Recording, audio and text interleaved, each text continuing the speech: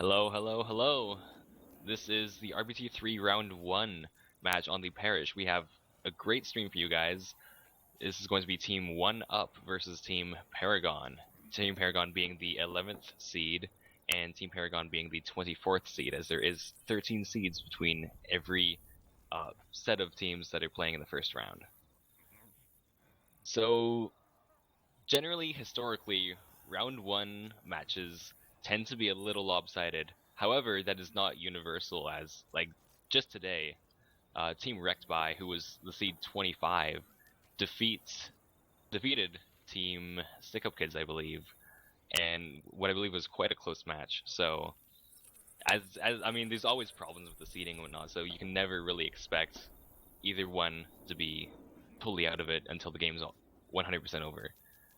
So we do have only 2 players not rated up, so how about we go through a quick roster rundown with my partner here, Corange, who will be streaming with us. Say hello, Corange. Hello everybody, I'm K-Orange4, how you guys doing? Alright, so how about Corange, how about you take us through the roster rundown of Team 1 Up? Alright, we got one person left waiting to ready up, but for Team 1 Up, we have Stormbrind, Insane, D, and JLKS. Alright, and for Team Paragon, they are all tagged up with Cucks as their names, but I believe that the players that we are seeing here are Verbansky, Adam, Lucifer, and Rails Barlow, the one and only. So we're just waiting on 2 more people to ready up, as is the usual. But yeah, I'm pretty excited to see how this goes down. Definitely, and if I jump back to something you said about the first match always being a little crazy, I think especially on a map like Parish, which even for teams that are much better versus teams that are seeded much lower, a map like Parish can really go any way because so many people know it. It's a very, very often played map, and I don't know, there are a lot of it's just a really good map to make very close and interesting games. Absolutely. I would argue that is like probably the most viable map in terms of upsets. There's many tight locations for spit hits that even the best teams can't really shut down properly if the infected do it properly. And plus map 1 can totally go either way. I have seen the number 1 teams get wiped by what people would consider as lower teams, and then the lower teams making a safe room with big bonus. But as we were saying that, we are going live here with the RBT round 1, and it looks like we have a... Hold on, let me just turn on my HUD. Alright, so we have a Boomer, Charger, Smoker, and Hunter for the first hit here. Smoker's gonna get a nice pull out on 1, Boomer goes down on 1, Charger gets a nice charge, Separated gonna actually get a lot of damage. Hunter gets cleared pretty quickly, but that is actually a lot of damage, especially considering that there is no spitter for that first hit. Generally, you see a lot more damage if you, say, get a spit charge underneath the tent, but that was really greatly done by, I believe that's Lucifer, to separate somebody with that Charger. What do you think of that hit, Corange? Yes, great job by that Charger, and I think the Smoker was maybe going for the death charge, like trying to set that up, but that's obviously very difficult. Oh, actually, we have a hit coming here. We got the tank spawning up. The Smoker tried to get something. We have a Charger up front. Ooh, did that spit land? Oh, no, the spit missed. But we have the tank up in the hands of Rails Barlow, I believe it is. Yes, and just to clarify, we do not have war rooms at the moment, so you're gonna have to bear with us and be our partners in crime for the duration of these tank fights. And as I'm saying that, I am disconnecting.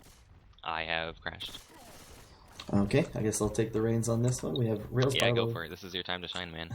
We have Rails Barlow pushing up the fire escape and waiting inside a cross. He's not opting for the cross behind the fence over the building. It looks like Rails is pushing in with his tank.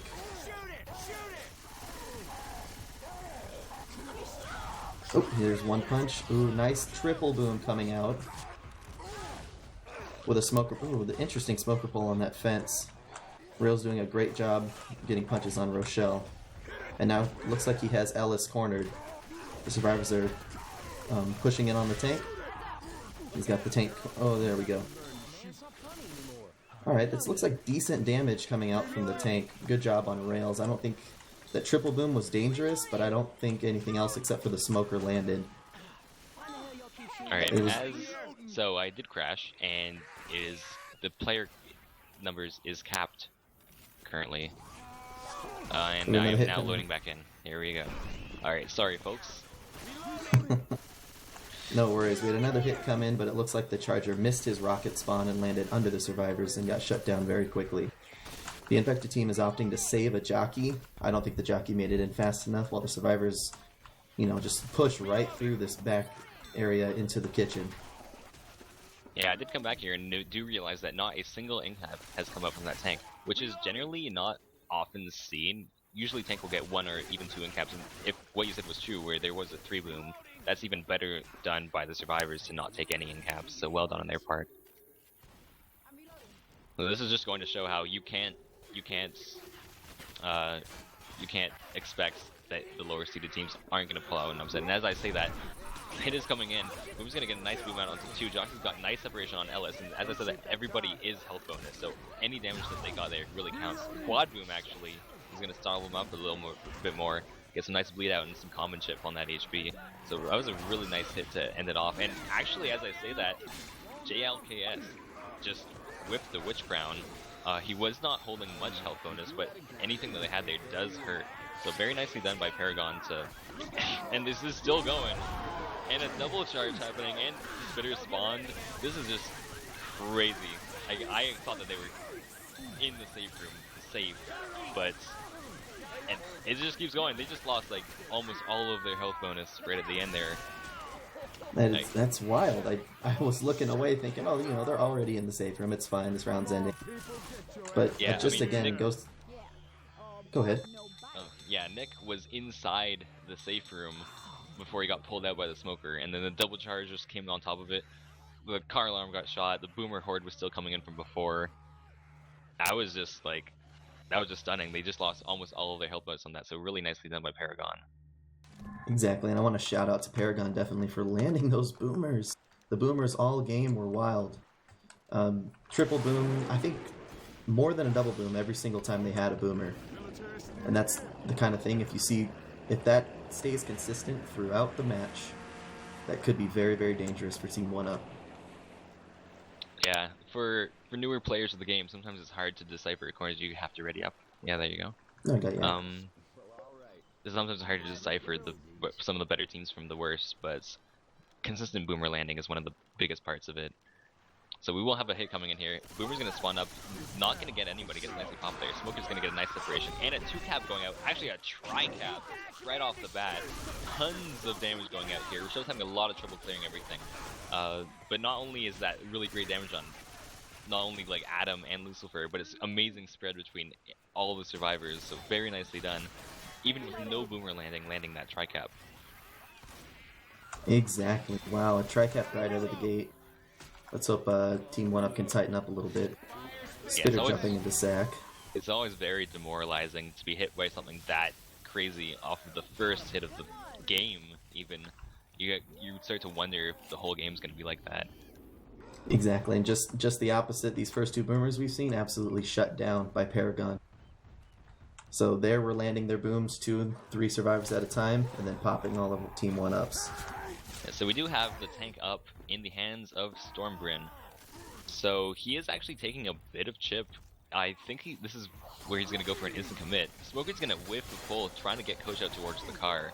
And Boomer is going to not exist because I misread the spawns. But Tank is going to now climb up. Going to get a free crossover. Probably not going to take too much chip doing it. The hit did go in there, got a little bit of chip, but generally that hit is just a delay so that the tank can climb up. Oh, the tank fell down, and if Ellis had an Uzi, this would be much more dangerous. But Ellis is the only one pushing out to chip the tank, but I think the tank is going to choose to commit soon. Tank is having some trouble climbing over. He's just going to have to go straight in, and Tank is committing. Already down to 50% health, getting railed down. Support needs to come in right now, or Tank's just going to die. And as I say that, support is coming in. Charger's going to get a stumble, but not much. 2-cap actually going off in the back, Smoker and Jockey, and gets cleared really quickly though, so not a lot of damage going off by that. Coach did get cornered for a little bit, but was able to get out of it and did finish off the tank. So overall, pretty standard damage. I would say that if the Charger landed, it would have been a bit more, but I think if I mean I wasn't there for the last tank, but I'm pretty sure Paragon is coming out of this tank with more health than Team 1UP did. Yes, they are. Just the only thing I would say about that tank is the. Actually, we have a hunter jumping in right now, or is he just trying to get up on a roof? He's getting chipped either way. I think he's trying to distract for his teammates, but his teammates aren't coming in. The hunter's dead before the smoker gets his pull, and the smoker's shut down, and the boomer M2 getting shut down again. Coach, one-man shutdown. Yeah, Coach did run back into the spit, so, you know, it would have been pretty picture perfect for Coach there if he didn't run through that spit, so shame on him. Yeah, but just to go back to the tank real quick, I think 1UP was having a little bit of trouble getting that crossover on that roof. I think that was the only thing, but Paragon did end up coming out of the tank with a lot more health bonus than they left 1UP. Absolutely. And the tank did actually whip a couple of punches, but Coach is going to go up here and get Miss and a crown.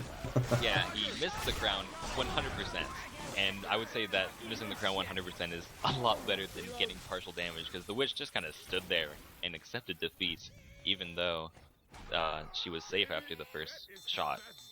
So, a little unfortunate for the infected team. They might have had a really good opening to get some damage off the missed witch crown, but it was a solid recovery by Rails to close out the crown before the witch could do anything to him. So we will see the scores for this chapter be a total of 712 for Team Paragon to 492 for Team 1UP. Chapter 1 generally being the least important chapter of the campaign unless there's a huge point differential. And as Parish is a campaign where there's so many tight hallways and corners, anything can happen with a spit charge and totally reverse the scores. Definitely, and as well as the tank spawns. The tank spawns are very different. Every time you play Parish, you have tank spawns near the end of the map, and in this case, right at the beginning. That's even coming right out into the park. Where this tank is spawning has traditionally been very difficult for the infected to make something work because it's such an open area, assuming the survivors take it in the standard spot. But again, it's Parish. Anything can happen. The two standard tank spawns are very, very different, one of which being in the middle of the field where it's very hard for the infected to do anything. The other being during the events where there's tons of horde and it's harder for the survivors to escape rocks and the many spawns that can come up from on top of them. We do have two of the same double team timeout timing out at the same time. So yeah, we are gonna go for a pause here. I'm not sure if that was like if they're playing on LAN or what, but they just had the most synchronized timeout I have ever seen in my life. Yeah, I've never seen that one before. Two people at the exact same time.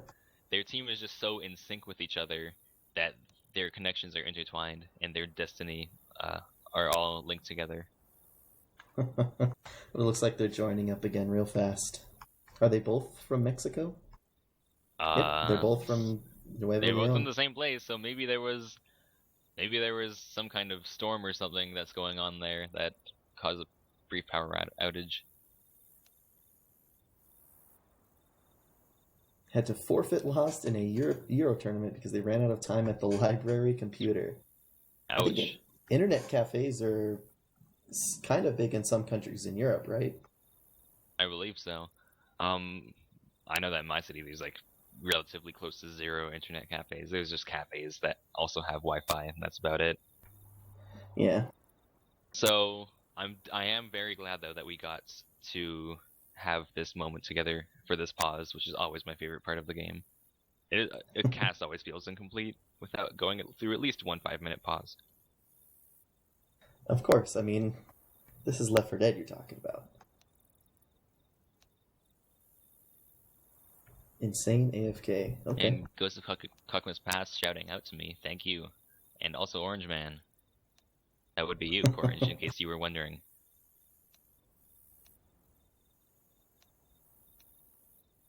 What's in X-Buy?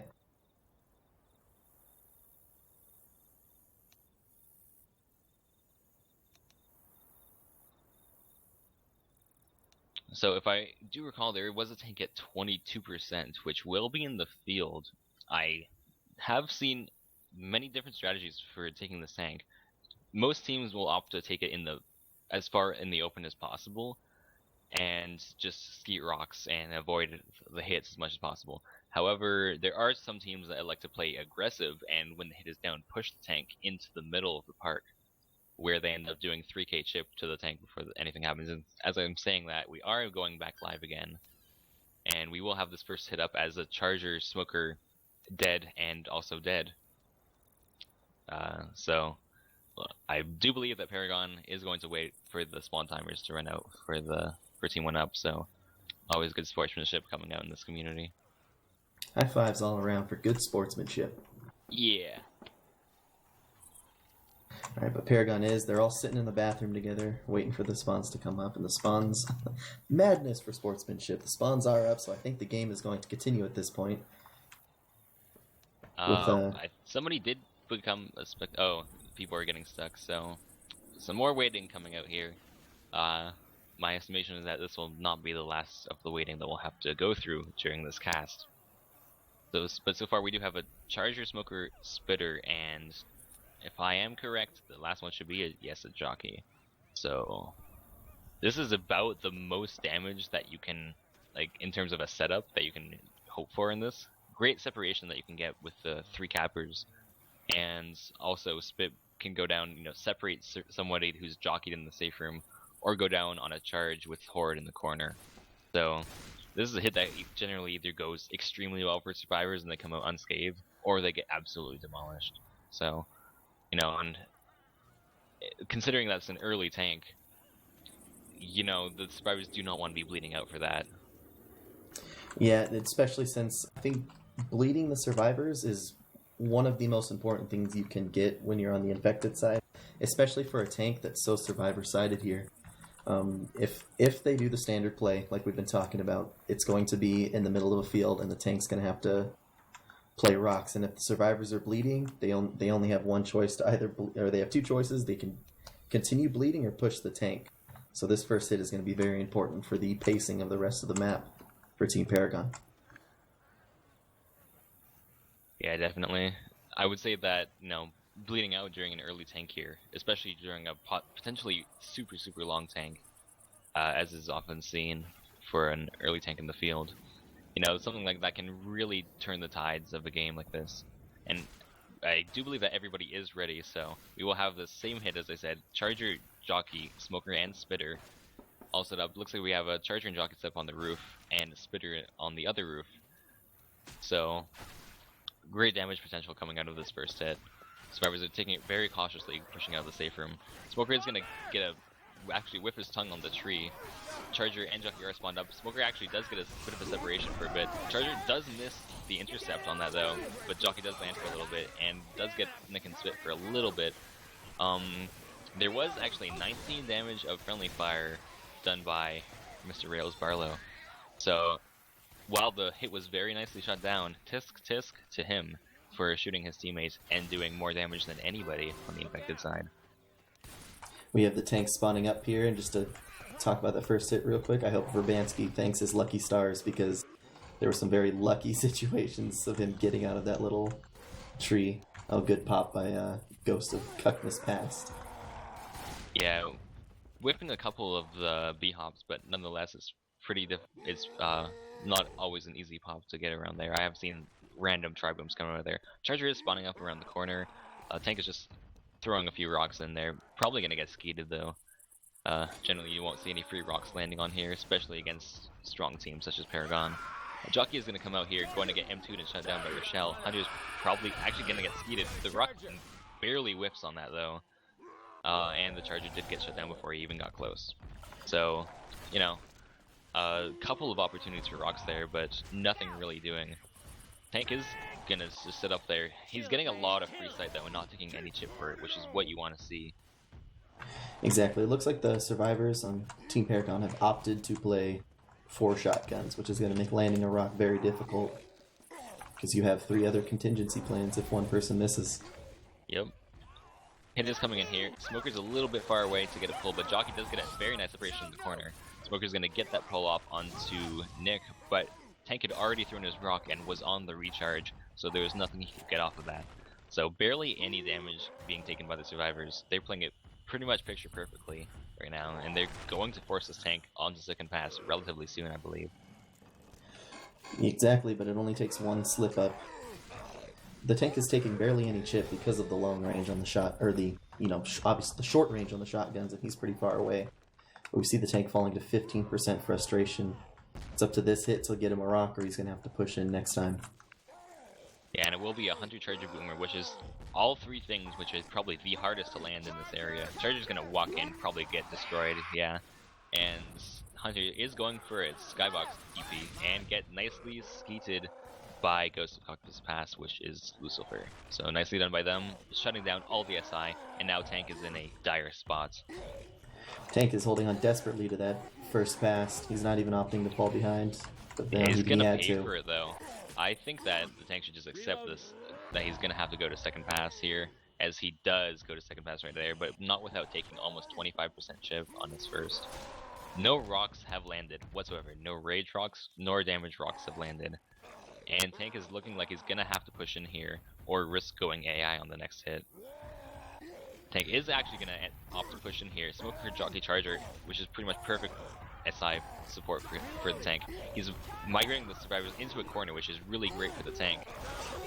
Chargers, actually we have a tri-cap going out. Holy smokes! Rock landing on the last survivor, and he gets a double punch to cover it. This is absolute destruction coming out from the SI team right now. Oh my god.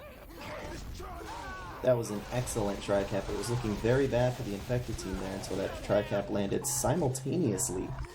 Yeah, that was about a picture-perfect tri-cap coming out from the survivors, and very nice curve rock, barely missing on onto Ellis, who is one of the last health bonuses, which is something that you often don't get to say this early on into the parish, especially during a field tank. Somebody already being one of the last two health bonuses, and even those are relatively low at this point. Survivor's already down to a 284 health bonus, and it can be rapidly bleeding out.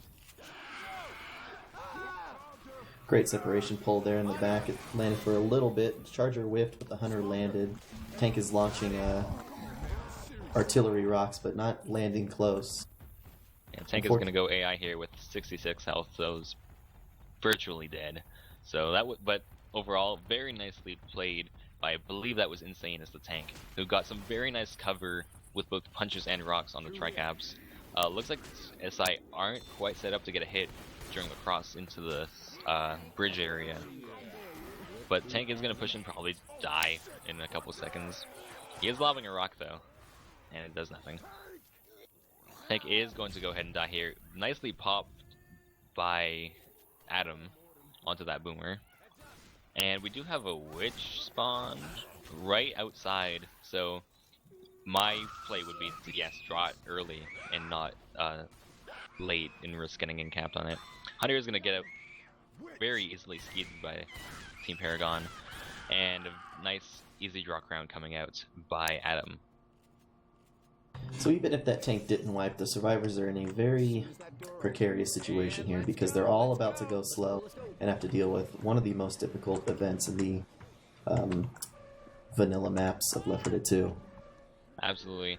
We do see the Charger coming in here. Coach does have his melee weapon out, gets one hit, and then gets finished off by Lucifer.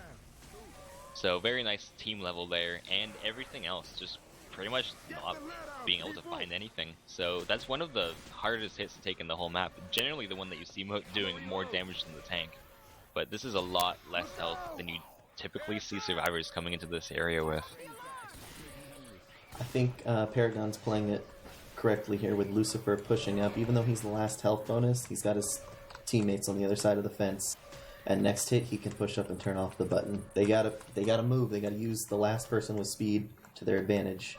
Yeah, and if they wait too long, they will bleed out, and more horde will keep spawning. There is one set of pills up where the button is, but that's going to be all, and so they're going to have at least two permanently slow. Spit is going to come and get a decent block on the ladder, hitting Rochelle for a couple ticks. Jockey's going to come in, get a nice stumble, but Coach, while dead stopped, or while stumbled rather, gets the dead stop on the Hunter. Pretty suspicious on his part. I don't know if that's a possible thing you can do. No, it's well on stumble animation. M2s can be weird. I don't know if you ever had the thing where you are on cooldown for M2, but you click it anyway and it ends up getting someone. No, I've never M2'd in my life. I don't know what you're talking about. Oh, okay. Yeah, I turned it off myself. Yeah, you know, it's just playstyle preferences. I prefer to have at least a bit of a challenge. Exactly, but we have the survivors eating some common as they're waiting for that door to open. It finally does, but the infected are set up real big in here. We're Nice getting M2. M2 shut down and stumble both the Spitter and the Charger. Spitter is going to be able to come in there and get a nice spit on top of the 2-cap. Might be an in-cap on Coach, no, not quite, but Lucifer is now in-cap. That is his second in-cap, so he will be black and white when he gets up. And everybody else is on their last legs. Looks like they did find one set of pills for Adam, which might have been the set on top of the button. But a wipe could still totally happen. Yeah, they're limping on their... I think we might have one or two more SI attacks. It's going to be surprising if the survivors make their way there. We have a hit coming in now with a pull going in the back. And Charger coming back there too. Charge all the way back into the bus station. Yeah, Rochelle's very separated in the front with lots of Horde and a Hunter on top. Plus spin on top of that. Rochelle is almost dead. Ellis has to come in and save the day. And actually, we do have a nice tongue cut going out in the back by Verbransky, but he is going to recharge instantaneously and get the kill, as he was black and white. Coach is now encapped in the back, as is Rochelle, who is now dead in the front. And Adam is saying, screw you guys, I am going home. So, but will he make it? Oh, nope. Surprise drop with from behind. 3 cappers all set up to intercept him, nothing's going to happen there. So, very nicely done by the SI to secure the wipe. Although, I would definitely give a hand to the survivors, as they made pretty much 100% map distance off of virtually no health that they came out of the tank with. Oh, definitely. Props to Paragon. Some very nice shutdowns after the tank. Definitely good work on their part. It's kind of got to give a hand a little bit to both teams for a good tank play, but then good recovery by the survivors afterwards. Let's see if 1UP can match some of that or do better, because they need to make up some points. Yeah, absolutely. It is not hard to match or do better than the tank damage that we saw on against Team Paragon. They did take much more than average because of that brilliant tri-cap that did go out.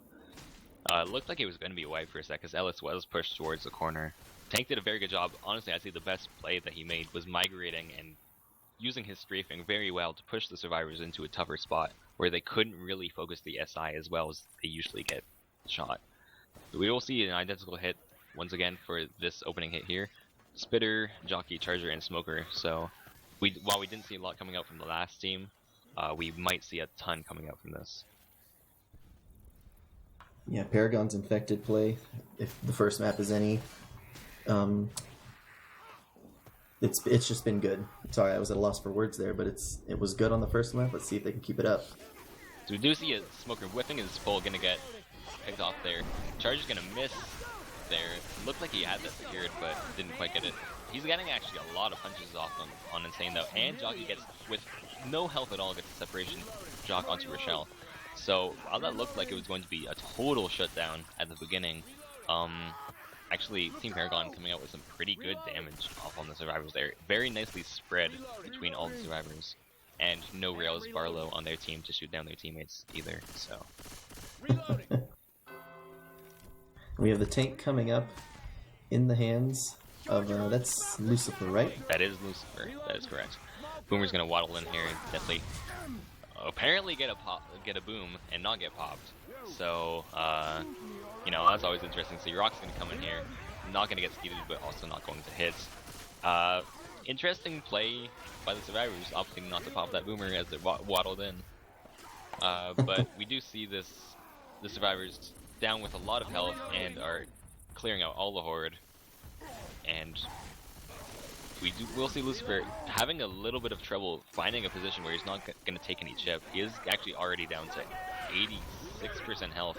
Hunter is going to land in the back though, and Charger's going to get a nice cover on that, as well as the Jockey, who is going to take her shot afterwards. So even though the tank isn't really landing much for himself, his SI support are gathering a lot of damage, which at the end of the day is the goal, is to get damage from the SI. And I don't know if you caught that, but I leave I believe it was Ellis who just caught a rock as he was trying to go help his teammates from the SI. So I it would did take. not catch that. I was too busy watching the extraordinary SI play of Paragon. Well, it was the SI play that allowed the tank to land a rock off that. Absolutely. Nice ski on the rock by Ellis, saving his own life. Very nice separation jock and a one boom going off on Nick. So everyone's just picking on Nick right now. Poor guy. Out in the bathrooms with nobody to help him except for Coach, who comes in. And we actually will see Ellis catching another rock. Very nice rock by Lucifer. Getting these long distance snipes on them. We actually do see Insane with about 300 ping at the moment. So he's struggling. I'm not sure if that's typical for him, or if he's like me and will spike at random intervals with absolutely no explanation, and it's the most annoying thing in the world. But enough about me. We do see a boomer getting popped there. Rock not managing to land during that hit, as it was all nicely shut down. Hunter is pre-spawned in the bathrooms, but we'll just be waiting off for the next hit. The tank is getting pushed a little bit, taking a lot of chip from the survivors, which it's interesting to note that as Paragon opted for 4 shotguns, these survivors are all about the Uzis.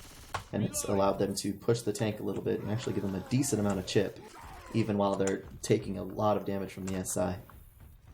Yeah, and I do, from the looks of it, Team Paragon has committed to playing a 100% rock tank as the survivors are bleeding out. They are landing all of their SI2, a nice 2-cap landing there again, immediately after a smoker. Rock barely missing. That would have been huge to regain his control and gain more damage on the survivors. But they have committed all 4 of their sets of pills, so they're going to be rapidly depleting from this point on. And Lucifer still with 64% health, getting pushed for a bit of chip, but nothing too significant. He's playing it very well, keeping the survivors at a good distance at all times, and letting his SI land all of their hits. Another attack coming in here. Charger looking for something, but charging the other direction, not getting anything. The tank did just land a rock on Coach. And the survivors are just getting chipped away again and again.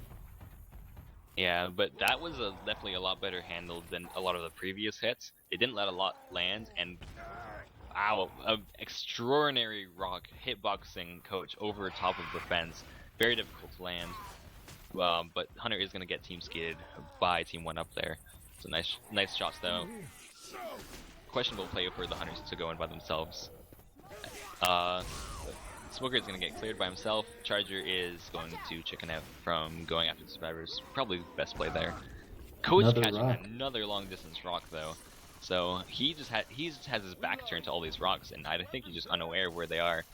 Very nicely done by Lucifer to catch Coach when he's off guard. Yes, and it looks like the survivors are opting for the only option they have left, which is to go forward and hope they can finish off this tank. They don't know how much health he has left. Another hit coming in here. Hunter landing. Nick going down, and a jockey trying to get something. Tank has come in here, and he is now committed. Good play as SI did manage to get 2 in caps, and as Tank picks off one of the last ones, is now pushing Ellis into a corner to secure this last wipe here on map 2, pushing out the total scores to 1208 for Team Paragon to 670 for Team 1 up. Very nicely done by Team Paragon, again, just like the last round, showing that, you know, even though a tank fight is looking extremely grim for the SI side off the beginning, you know, a couple rocks and a couple separation SI hits, and the ties just completely turn. Exact.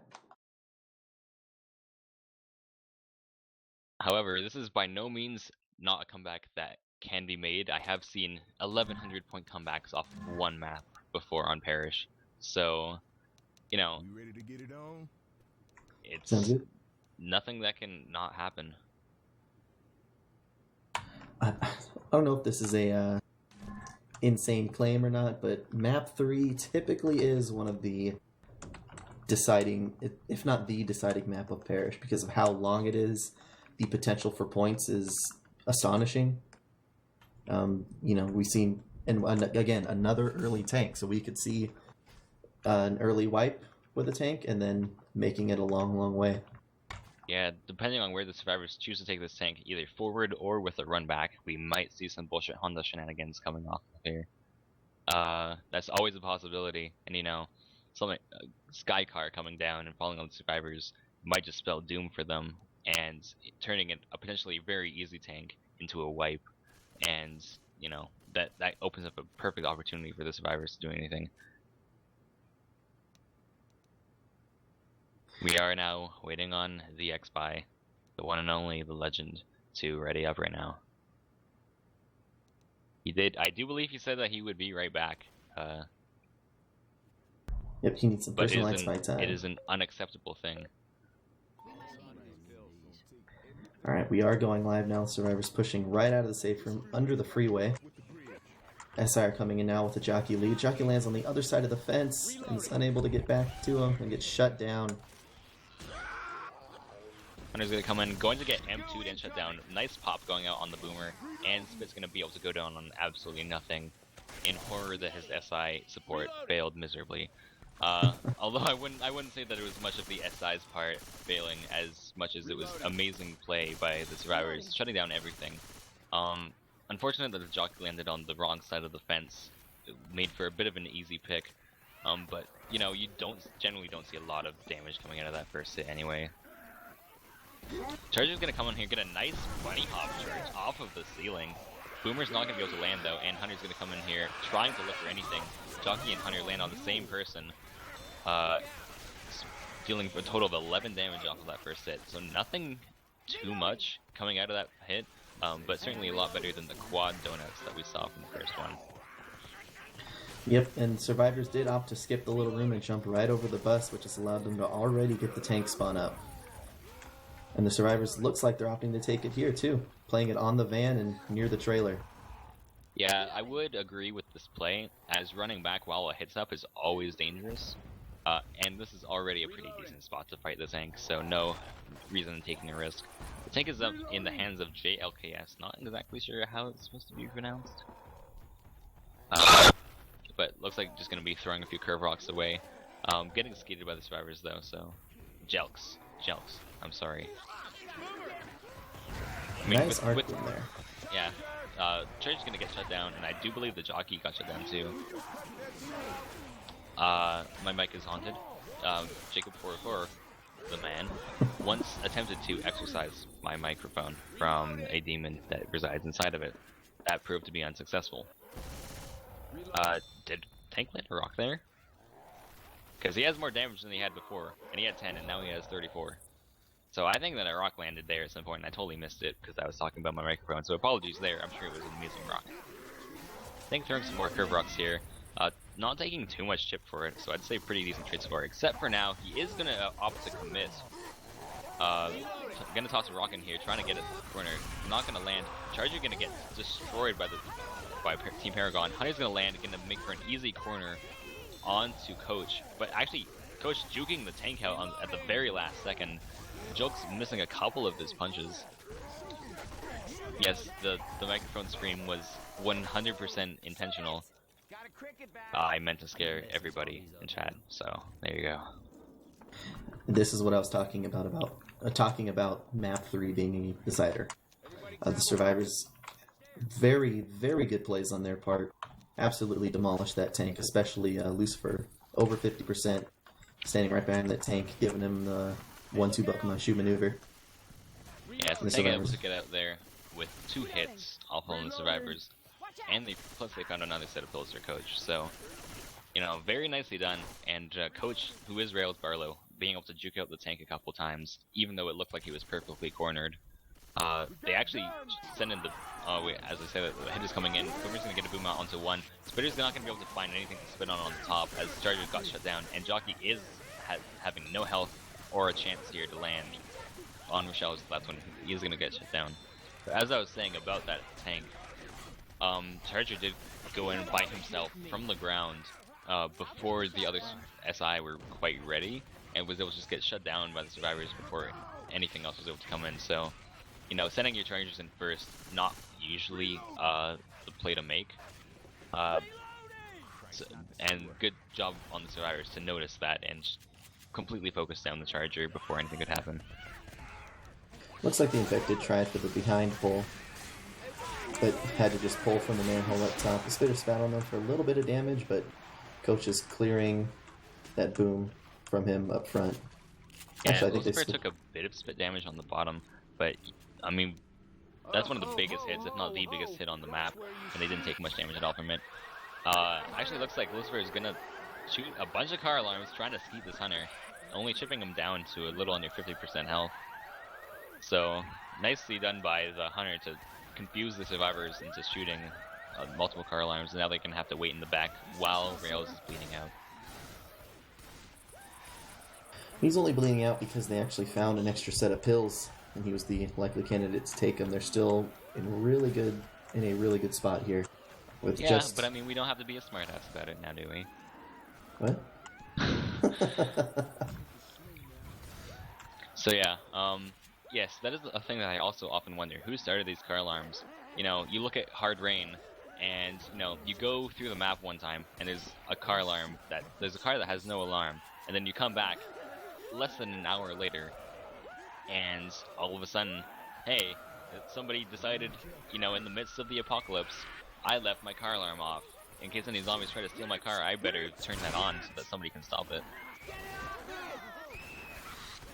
We do see a hit coming in, which did get triggered, and it's actually going crazy and gets very nicely team crowned before it could even get to Rails, who I believe did trigger the witch. So, great job by them. Rails only actually getting 150 damage on the witch before his team just destroyed it. Hit got basically shut down during that point too, and this puts Team 1 Up in a pretty grim position, as I mean, we have Team Paragon running away right here with an almost 800 point health bonus, and they have to do something huge, otherwise they're going to take an absolutely commanding lead. Very nice skeet coming out by Rails Barlow onto a wall-kicking Jelks. Jelks is the way it's pronounced, I am now aware. The survivor's just going to take this bridge with ease and drop down. They've only got the graveyard left before they have to save from the infected needs to make some plays. A good spit charge or a tri-cap or something, or else this might be a painful chapter that's too hard to come back from. Yeah, depending on how quickly the SI hit, this might be the last, or at least second to last hit. Looking like it might be the last one though. Charge is going to go in here again by himself and get leveled by Verbansky. Jockey's going to get a jock onto Ellis for a little bit of damage. Smoker's going to get cleared instantaneously and is now left alone. One boom's going to stop the survivors up a little bit, maybe allow for the SI to get one or two scattered spawns to stop up the survivors. But the survivors are going to end up probably walking into the safe room with a 750-ish health bonus, which is absolutely insane for this map. We have the last hit coming up here, last-ditch effort in the final room in the bar. But Coach just running right in, getting that spitter kill in the corner, and dodging the Charger. Charger landing 2 punches before getting killed, but on the lowest Actually, we did amount of see health bonus. about 100 damage, or at least 100 points in health bonus chip coming out onto the survivors there. So nicely done by the SI to get a bit of damage off. But yeah, not a single ink cap going out on the survivors that entire chapter, allowing for a chapter total of 1,280 points. Chapter totals of over 1,000 are already amazing, let alone plus 280 points. Yeah, they doubled their campaign score on that map alone, which is why I stand by my claim of map 3 of Parish acting as one of the big deciders. Yeah, definitely is. Alright, so this is the time where, you know, Team 1 Up has to match that or do better than that, which is very, very difficult to do considering how well Paragon played that map. If they don't, it's looking like it might be a wrap for this game. You know, they're down by almost 2,000 points going into their round. You do see a Boomer not actually going to land a bit of an arc boom. Ellison gets separated by a Hunter that has 4 HP. Gonna get the Hunt Spit on him. Doesn't do a lot of damage. That was a pretty mediocre spit spread.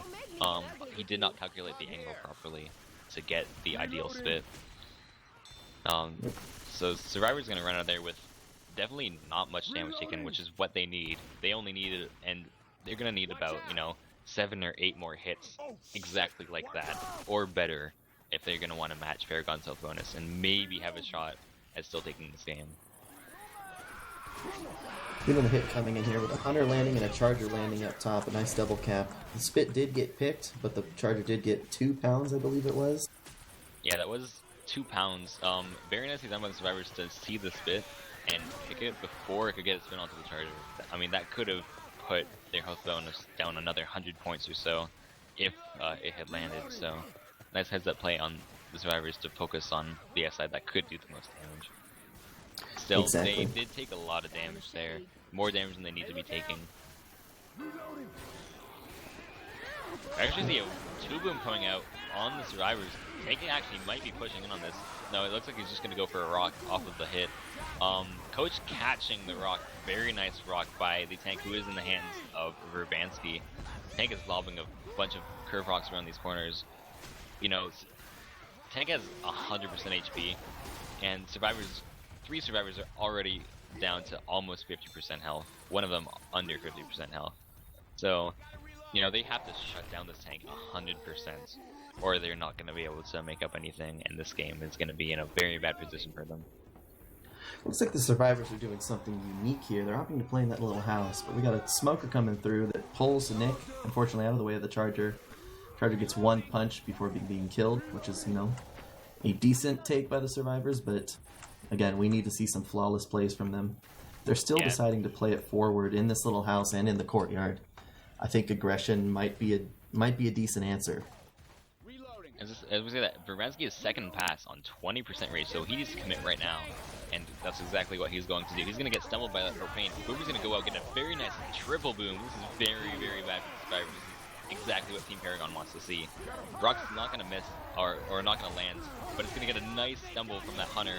This is going to put Coach straight into a corner, get an easy double in cap here with that Hunter that's still on top of Nick. Just gets cleared right now. Ellis is going to also make for a very, very easy corner as he is 100% common locked. Brewer actually gets a reboom off both Rochelle and Nick, who is in-capped, and this leaves Tank with over 2,000 health against Rochelle, who is common locked, and Verbansky is pushing up towards Rochelle, who is going to be put in a corner at any point now. And we do see a smoker, which, you know, once you see a smoker with the last person, you know it's over, and there it goes right there. That was it. I was going to say Ellis popped his pills, but ended up getting punched down, but ultimately it didn't matter. That brings us to a match score so far with 1 map left. Paragon with 2488 and 1 up with 855. Yeah, that triple boom really sealed the deal on that tank fight. Very nicely done. I didn't catch who it was because there was so much action going on at the same time. But, you know, that definitely allowed for really easy corners, plus that Hunter stumble, as I believe it was Coach and Nick, did push themselves pretty close together with all that horde. And, you know, once the Hunter got the in-cap on the only person that wasn't common locked, it just made for easy cleanup for the tank. So, you know, very nicely done by everybody on the ESI team, working together flawlessly to secure that wipe. And this puts, and, you know, as I said, we needed pretty much picture-perfect play from Team 1 Up to really have a shot at claiming the win on this map. And while, I mean, it's mathematically in it, I've maybe seen in all of my Left 4 Dead time maybe 2, 3 tops comebacks of this caliber. And, you know, against a team like Paragon, generally you won't see this kind of thing happen. But I'm still excited to see what kind of good Left 4 Dead 2 we can see in these last 2 maps. Exactly. Paragon has been playing great all game. It looks like Rails is leading and ghosting on the safe room. Oh, now they're all rushing out now. The hit coming in. Boomer getting popped. Rails with the M2 on the jockey and the Hunter getting skeeted. And that's just another shutdown that we've seen consistent from Paragon all game. Consistency, name of the game. And Paragon's bringing it. Yeah, you see some teams that have like glimmers of brilliance, where they'll shut down an entire hit flawlessly, like you just saw. But then the very next hit, they'll eat like a tri-cap with the spin on top of it and lose all of their health. But you're not seeing that with Team Paragon right now. They're very consistently taking minimum to no damage off of these hits, as we do see quad donuts on the other side. Getting these Hunter skates, actually, Charger gonna get a nice rocket charge, but you know, and a nice 12 damage coming out. But nothing too major coming out on the survivors off of that hit. No, but it's, you know, it's a little bit of damage. Every point of damage counts for 1 up. But Paragon is still doing very, very well. Rail's taking care of business with his frying pan. Absolutely. But this is not the tank spawn. that Team 1UP wants. They want something that's easy to wipe with, that they might be able to kill. And this is not easy to wipe with whatsoever. Honestly, at this point, they need a dumpster up there. They need quad boom up there. They need something major. And as I say that, Tank is hitting some dumpsters. Looks like he wants to get them up top. And I say that is exactly the right play that they need to be making. They need something absolutely huge. If this is not a wipe, then I don't know what they're gonna have in terms of hope for claiming this win. Paragon has just played so well that it's really hard. It's really difficult to be able to come back against that kind of thing. The Tank actually does hit the dumpster up top though. This puts Survivors in a really weird position where they either push down where the Tank can get easy corners, or they set up top with the dumpster. Now Tank is going to be able to drop down. He is not opting to drop down and cut them off though. So, you know, questionable play there. Tank got the Survivors right where he wanted them, and with only 2 spawns up, he's going to have to push in. Charger's not going to land, and Jockey is going to land and probably get cleared relatively quickly though. Tank gets a nice double punch, but you know, this is going to be a dead Tank in any second now. So, you know, as much as that's good damage for this Tank, they needed a wipe. That's just end of story. They needed the wipe to be able to take this, so. Exactly, and questionable play when they had a full hit up and all the Survivors dropped down. I think jumping down into the bar with them as the Tank would have been the right call. Unfortunately, he suffered from a little bit of too much hittable focus. I think we've all crossed that bridge in our lifetime playing Left 4 Dead 2, and we just saw it right here. Yeah, I'm not known for my hittable focusing whatsoever, so, you know, I can't relate to that, but I'm sure many people can. I'm sure many people can relate to focusing hittables, right? Yeah, I'm sure there's at least one the layman Left 4 Dead 2 player. We actually see a really great 2-cap coming out. Tri-cap for a couple seconds. Everything is in the spit except for the Hunter, who's barely outside of the spit. And that was a ton of damage. That doesn't quite make up for the wipe that they needed on the Tank, but already this is like, if this weren't such a big score differential, that is the kind of hit that you know, Team 1UP would be wanting to make to pull a comeback. Unfortunately, I don't think it's gonna make too much of a difference. But that is the kind of hit that they needed to do throughout the game, all throughout the past 3 maps, if they wanted a shot at defeating a team such as Paragon. And I mean, it's not over. I will refrain from calling it 100% over, but I'm not trying to be cynical either. It's just I'm playing the odds. This Boomer spawned up a little early, and unfortunately Survivors did not push over to the opposite side of the roof where the Boomer was waiting. But he looks like he has escaped to the roof, but Survivors are wary. Jockey getting a momentary jock at Ellis. Oh, and the Boomer finally drops down and it eats an M2 from Rochelle, who is Verbansky. Yeah, I mean, well, everything just got shut down there before while I'm trying to say stuff. Yeah, I mean, Charger got leveled, Hunter got skated, Witch got crowned. Very nicely shut down on all the infected on Team Paragon's side. I know I may seem a little bit biased right now, and that's probably what the chat is thinking. I'm just, you know, you just have to applaud the team that's playing better, which is definitely Team Paragon right now. Now, Team 1UP, I do believe they're a slightly newer team, and they are holding their own. They're getting some very nice SI hits onto Team Paragon. But, you know, Team Paragon is full of lots of very strong teams who are not going to be easy to play against. To say that there is a nice separation pull going out onto Nick. Hunter's going to land onto Rochelle, who is unfortunately not health bonus on the bottom. Survivor's doing a very good job at allowing the SI to hit Survivors who are not health bonus. So good job to them. They will be bleeding out throughout the rest of the hit, or the rest of the chapter rather, and they are out of pills. So, you know, a wipe still could happen, but if the Survivors walk in with this bonus, then it's going to be, you know, within the realm of the imagination for a comeback on this. Our ride's here. Exactly, and it looks like we have another hit waiting for them in this little pill chamber here with the jockey already spawned up. All 3 spawning on the other side, and Nick taking a whole bunch of the damage. Soaking it right up, Lucifer doing his job as the damage sponge for his team. Yeah, if you did look at that insane spit spread though, that did deal a lot of damage to Ellis and send him slow. And as I say that, there is a giant crown going on to Rails Barlow, getting revenge for the 19 damage on Chapter 2. I'm not letting that go. I'm going to keep bringing it up. So, you know, Rail's getting a bit of a taste of his own medicine right there. Good job to whoever that was. Take him down a peg. Yeah, absolutely. Coming up on what should be like, oh, Charger instantly shut down with the Smoker. Smoker getting shut down. Hunter skeeted, and only one boom landing. Oh, two. Yeah, these hunters are having a very tough time landing. Paragon is running lots of shotguns, and they're all very proficient with them. Shutting down these hunters, just absolutely focusing down these chargers. You know, the charger is alive for like 2 seconds tops generally before it's dying. I think Team 1UP needs to reevaluate their hitting style, because Paragon is sending all of their non-HP first, and it is working as they are preserving that last bit of bonus. As I say that the last bit of the chapter coming out here, Charger's gonna get a very weird double charge sliding along the side. Boomer's pre-spawned with death around the doorstep.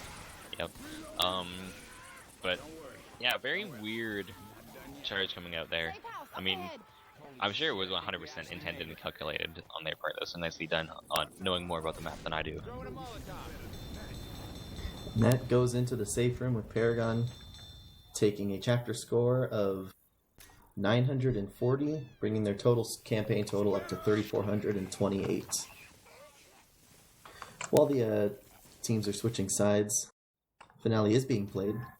But while the teams are switching sides, I want to pop back to something else you mentioned earlier about 1UP being maybe a relatively new team, and I want to obviously give them props to that, because even for a new team, they are holding their own, and that you can see, like again you said earlier, I can see like glimmers of really good plays in there. Like some things they intended to do that they didn't execute quite as well, or things that like if they just improved upon them, they would be great. Totally, I would say that their SI play has been definitely stronger than the Survivor play. They just need to kind of tighten it up and just get those kind of those really strong fundamental Survivor strategies. That, I mean, you know, they should look to emulate Team Paragon and what they're doing. They're putting up a lot of, you know, pretty typical Survivor strategies, but they're typical because they work. Definitely. All right, we have the Survivors choosing to push out carefully. 1UP playing a lot more cautiously than Paragon has been. And so we will see a Hunter pre-spawn inside, looking for a wall kick. Probably to have a Spit come down on top of. Hunter's gonna get very nicely seated there.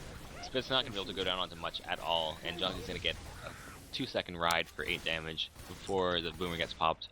Really, I mean, of course, 8 damage more than Team 1UP got on their SI side, but still very nicely shut down by Team 1UP onto Paragon. Exactly. That's exactly the kind of thing I'm talking about. They have their moments just like that, and despite the score differential, I would say holding up their own end is the phrase I would use. Another hit coming in here with a Charger Hunter landing right next to each other with a Spit covering both of them, and a double boom coming out. Very good SI attack by Paragon, bringing Nick all the way down. Is a little ironic because this is exactly the thing that I was talking about, you know, with like a 2 or 3 cap on top of Spit off of immediately after a shutdown. And you know, the experienced teams have more consistency. And I mean, the thing that I think Team 1UP needs to take away from this is that those glimmers of really amazing play that they put out, it proves to them that they can do it. They can make these amazing plays, and they can, you know, pull off these shots and whatnot against strong teams like Paragon. And you know, I think they need to hold on to that and work on being able to do that consistently. You know, and just as I say that, they get Jelk's getting a very nice skeet onto Rails Barlow. You know, they're getting these shutdowns at least every other hit. They just need to focus on you know, not letting anything get to their heads and being able to pull that off every time that they send an SI hit in.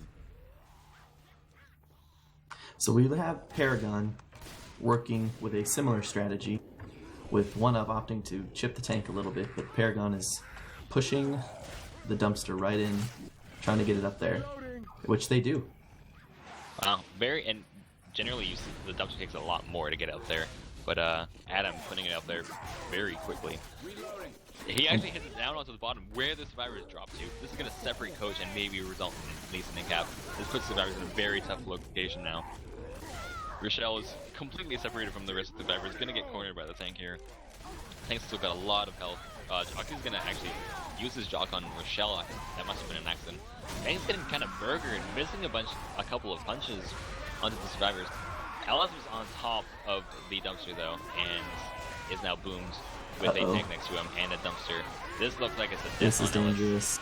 Yeah, this is a death for sure onto Ellis. I think that a little bit of a lack of awareness, forgetting that the dumpster was right there. It's generally better to be cornered where the survivors can shoot the tank than to forget where the hittable is. But you know, it's just those are the small things that are separating two teams right now. You know, it's this couple of points where it's just a small case of lack of awareness, or a small case of lack of consistency in shutting things down. And I mean, while the score differential looks huge, it's really those little situations that make the big differences. Right. I mean, if we saw Ellis just go into the room, like that's how small the difference was. If Ellis decided to go into the room instead of standing in the doorway, that's all he needed. And the survivors would have a much higher score and still had 4 survivors. With the hit coming in, the hunter got very nicely cleared almost immediately, with 1 punch going down and some spit damage on Stormbrim there.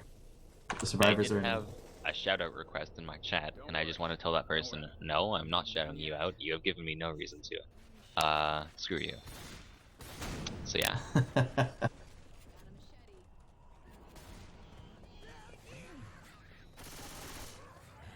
Alright, so I mean, with Ellis dead and 3 survivors bleeding out with virtually no health left, it's gonna be very difficult to make it past this event. Just trying to make up some last distance, you know, playing it out, trying to put up a nice show for this last chapter and a half that we're seeing here. Hit is pre-spawn.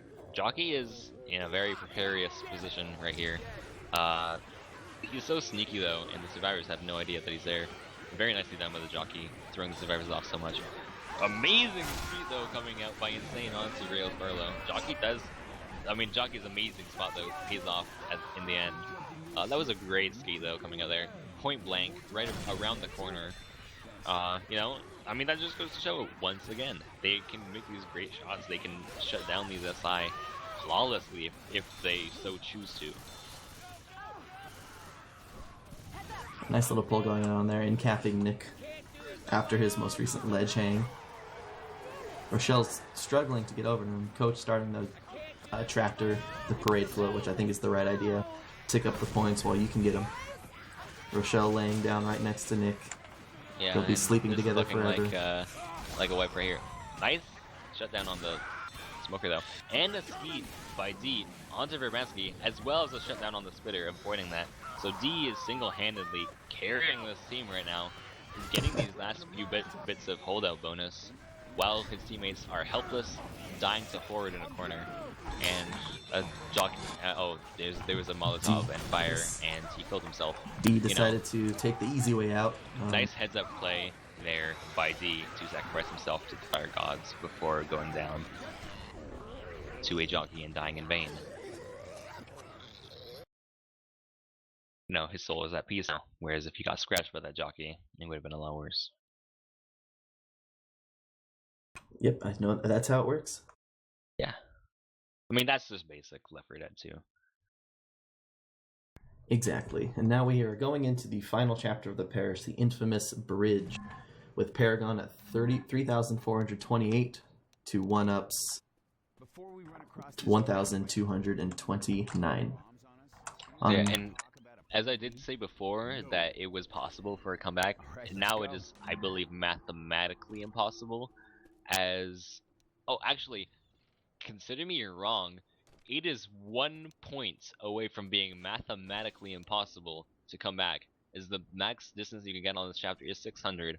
Therefore, the max bonus you can get, which is 2 times that amount, for those wondering, would be 1,200, bring a chapter total of 1,800 points, which is literally 1 point behind. So if they they have to wipe Team Paragon at 0 points before they get a single point in the chapter, and then make it with 100% health bonus, and they will win this game.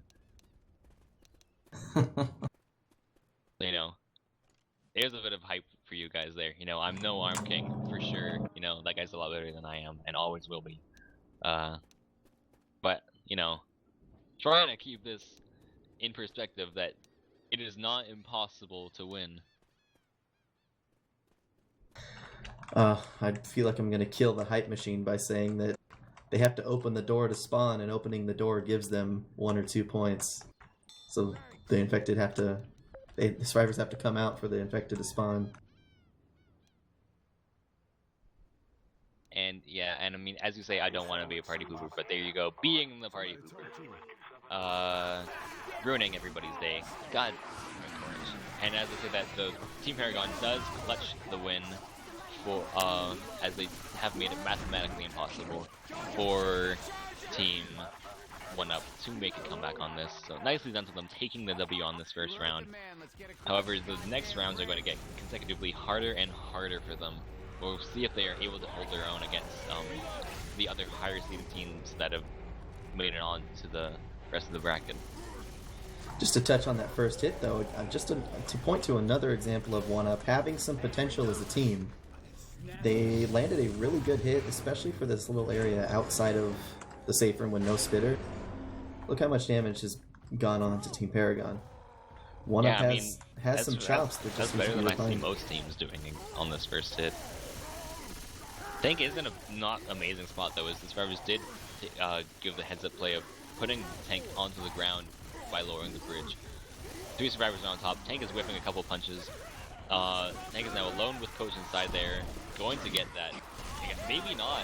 He's actually getting burgered by Coach with 360 health left, and that will be the end of the Tank, missing a couple of punches. Nicely juked out by Rails Barlow once again. So, you know, Rails Barlow showing off his happy feet. Wombo combo. We need to. What? We need to deal with Rails Barlow. That's his, what, 3rd or 4th tank juke this match with his machete. No, to answer Xpy's question, that is in fact not Falco. Just wanted to point that out. It's a rookie mistake thinking that it might be though. We do see Nick getting hung off the side there. I do not believe he deserved this. Smoker is going to get a recharge on that. Not going to be able to do anything about it though. And for those wondering who might be new to Pro Mod, there is rails added all the side of these except for a couple of key spots. So while that may have been a death charge in vanilla on Pro Mod, it will not be, as you know, it's kind of dumb to have death charges at every spot. And you know, thankfully our great config developers have realized this and blocked most of these spots off. We have the survivors steadily pushing down the bridge here. They've done a pretty good job at killing some of the SI, taking some damage obviously going on, but they might just be playing a little looser, a little more relaxed now that they've secured the win. But still, Paragon, again with that consistency, pushing right on down.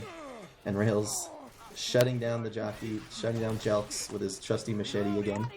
Yeah, I don't think Paragon has taken really any damage at all.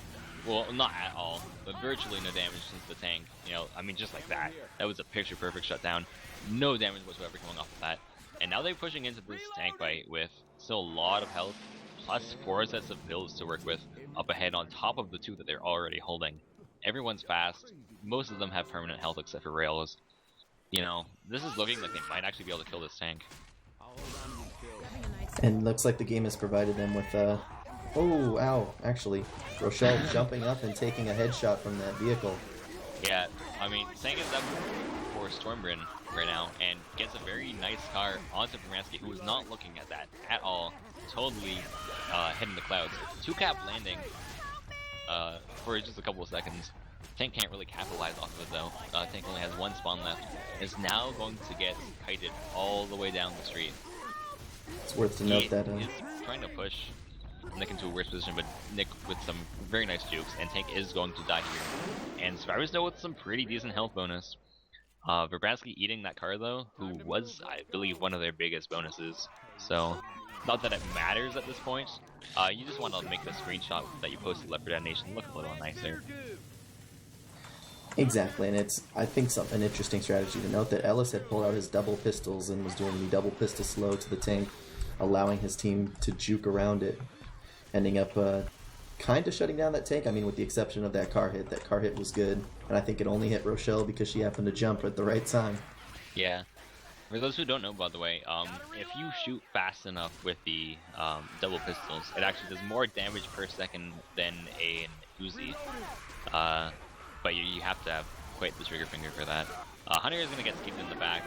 Not the first skeeve by far. Another level, also not the first level by far, by Team Paragon. They've done an amazing job of getting these frags for their frag videos respectively. I'm sure that they're all making.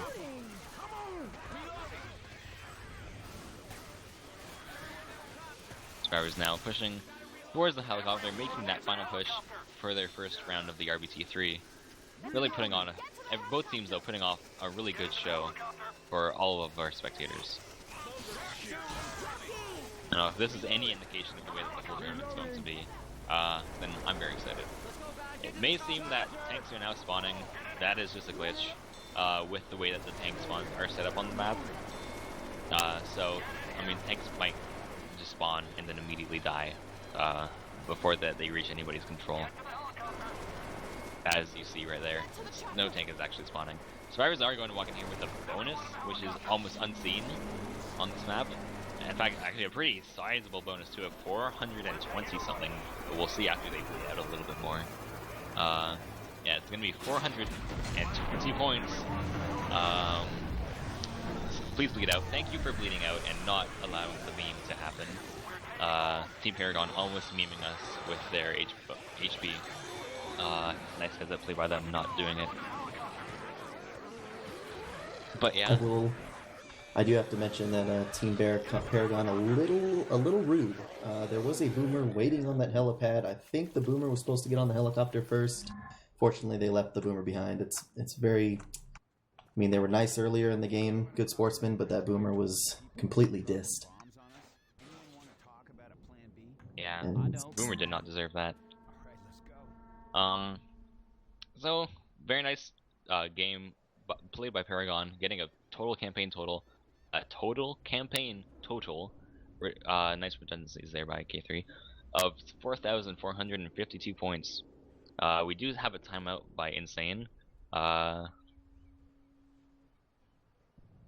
So yeah, hopefully we see some nice plays.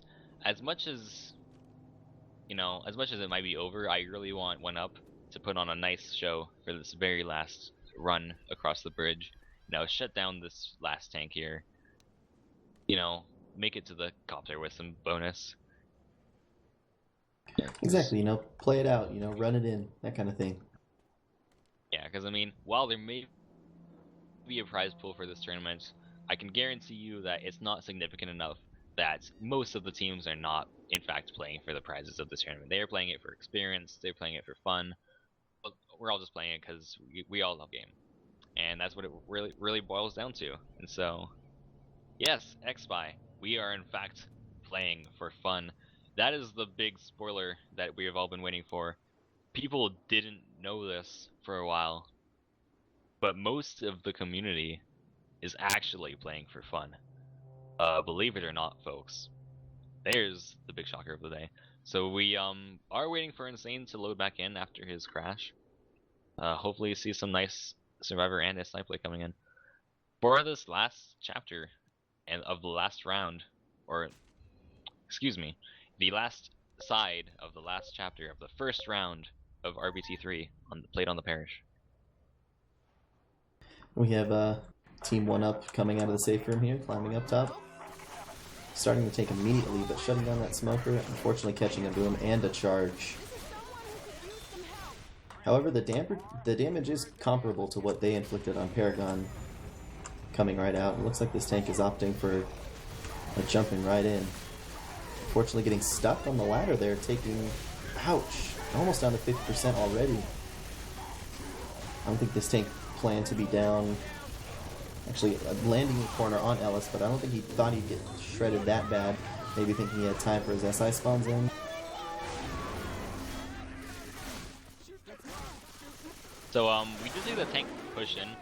I mean, as much of it as it might have seemed like it was a perfect time to push in, 3 survivors were on top of the fence there, and he tried to climb up on top to get above the survivors for a better commit spot, but that didn't work as the bridge was coming down on top of his head. So the survivors were able to just absolutely mow down that tank with 3 Uzis shooting the tank the whole time. The tank only managing to get 1 in cap with not a whole lot of side support that landed for much damage. So, you know, this is the kind of thing that we want to see, you know, this is the good survivor play that Team 1UP is 100% capable of, that they just need to focus on getting a little bit more consistency on, you know, and they can, I mean, they're proving here that they can definitely hold their own against virtually any team.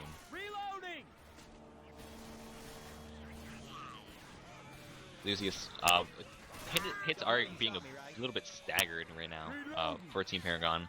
You know, I'm pretty sure they're just kind of goofing off at this point as they have secured the win. But I do like seeing 1UP make it across the first couple dangerous chokes here. Yeah, taking relatively minimal damage since the tank. Charger is walking in a very peculiar way, trying to look for a death charge, I think. This is going to get 1 slam onto Ellis, who is not health bonus.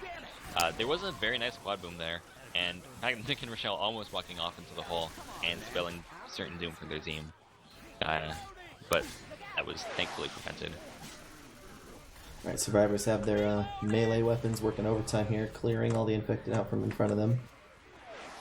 Opting to take the top and grab some ammo before jumping down into almost the tank spot here. The smoke coming down, a good clear by his teammates here, but unfortunately a ledge hang. Ooh, this could be really bad. There's a death charge coming out on top of Coach there. Fairness is down by, that was indeed Adam securing the death charge. That was very good. Very well played by Team Paragon. Essentially a double kill because they managed to hang Nick while the rest of his team dropped down. Yeah, I mean, if you get separated up top of there, you have to go all the way around to get back. And as I say that, we do have the final juggy of the game up in the hands of the Death Charger himself, Adam, who gets a nice car hit onto Rochelle, and is now going to be pushing Ellis into a corner where he will probably meet his doom, as he does, and get Death Punch into the water. That will be the game. Both teams playing an extraordinary game. The final scores of this campaign are 4,452 for Team Paragon to 1,575 for Team 1UP. But yeah, this was a very fun cast. It's a very good game. Thank you to both teams for coming out and participating and putting on a good show. I think it was a good match despite the score difference. We had we saw each team, you know, bring a good game. Yeah, you know, and I think what 1UP needs to take away from this is the fact that, you know, as I'll reiterate myself as I've said it many times already. But you know, they've proven today by shutting down so many hits and getting some really nice SI attacks on top of Team Paragon, their own against some really strong teams. In that, you know, with some diligence, they have to, and some more preparation to lose a little bit more, they'll be able to work their way up the chain and be definitely a contender for playing against the stronger teams later on. You know, all those earlier teams, generally you have to lose a few times before you get up there. You know, when I first came here from Xbox, I lost pretty much all the time. You know, we weren't able to win it all, and then it took a bit of time, but eventually I got up there again. Yep, just gotta pay your dues. Well, with that being said, thank you all for tuning in to this cast of the first round of RBT. This was a great indication that we have a very good and fun tournament ahead of us. And I'm excited to be part of it and to hopefully be able to cast a bit more and stumble over my words a little less, as I most certainly did this time. And thank you all for letting me come in on this cast, and I hope to see you guys next time. I'll be playing my match tonight. I don't know if it'll be casted or not, but I'll be playing it on my stream, so I'll see you guys later. Yeah, I myself was playing my match Sunday, tomorrow at 8 p.m. Eastern time. Plus, there's a lot of more great matches that I'm sure will be streamed by both XBY, Kiss Me, and Ninja are, I think, the 3 streamers that have been putting on the most. And hopefully some more Arm King, because I'm sorry, Orange, he's better than you, he's better than me. He's just the greatest caster at this moment. I'll have to So check him out then. we have to. That is, I think that's going to become a staple for every Left 4 Dead player to watch, especially if they want to get into casting. Everybody has to.